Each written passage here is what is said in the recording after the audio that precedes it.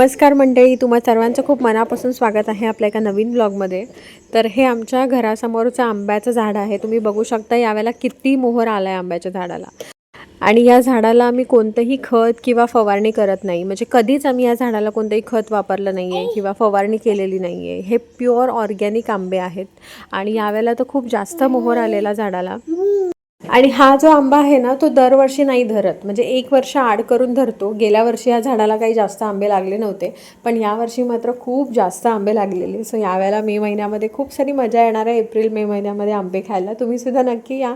मी तेव्हा जर का गावी असेन किंवा तेव्हा जर का गावचे काही शूट मला करता आले तर मी नक्की तुमच्यासोबत शेअर करेन। सो चला, इथे संध्याकाळच्या वेळेला आम्ही मम्मी, मी आणि कृष्णाई निघालेलो बाजारामध्ये। दुसऱ्या दिवशी म्हणजे उद्या आमच्याकडे हळदी कुंकू होतं, सो त्याच्यासाठीच वाण वगैरे घ्यायचं होतं। आणि माझ्या सासरीसुद्धा मी जाणार होते, तिथेसुद्धा हळदी कुंकू करायचं होतं, सो त्याच्यासाठीसुद्धा वाण खरेदी करायचं होतं।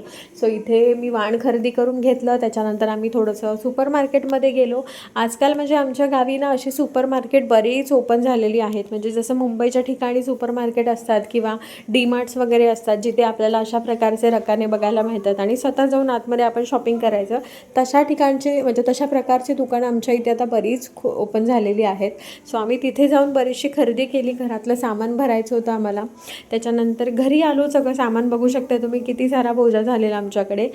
आणि ही चिक्की बघू शकताय तुम्ही, ही सुद्धा पूर्ण वेळ आमच्यासोबत बाजार करत होती। सो चला, भेटू आपल्या नेक्स्ट ब्लॉगमध्ये, तोपर्यंत बाय।